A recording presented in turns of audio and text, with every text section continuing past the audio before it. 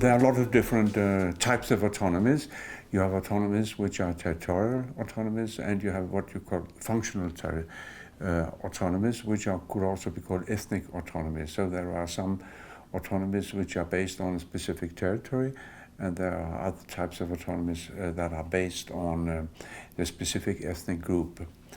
And besides that, you have types of autonomies which exist independent of the states, and you have autonomies which exist parallel with the state structure, and then you have still other types of autonomies which are part of the state structure. So this is something it's important to learn from. What can you do? Learn from these different types of authorities, because in some circumstances you can use one type, which is impossible in other conditions, and so on. So that's an important discussion.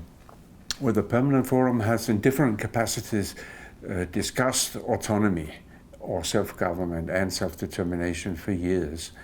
And we can take up the issue in the form of trying to have put pressure on governments. We can have specific meetings focusing on autonomy, or urge indigenous peoples to discuss these issues. We have no force to implement autonomy anywhere, but the important thing is continue to try government to take up the issue, two, to have indigenous peoples consider what type of autonomy is it that they really want, what is realistic in their specific conditions, and how can they do it. What is the process if you want to establish autonomy? If you have some indigenous peoples, like for example the Inuit of Nunavut in Canada, they negotiated autonomy for 20 years, and so they really tried to make sure that they did not enter into any agreement with the Canadian state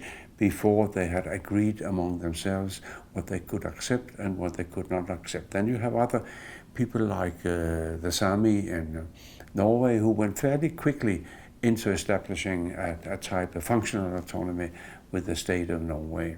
But okay, we can take up the issue and discuss it, and make sure that the different types of autonomies are being known to states and to indigenous peoples. The example from Mexico City is a bit different from most other countries, because Mexico City has expanded so much that they have included villages, so that you could create or try to create autonomies within these old villages or communities. This is different, for example, from many other countries where indigenous peoples move to the cities, and there I would say that that would be my guess, that a kind of functional autonomy would be relevant to discuss, maybe in combination with a local territorial autonomy.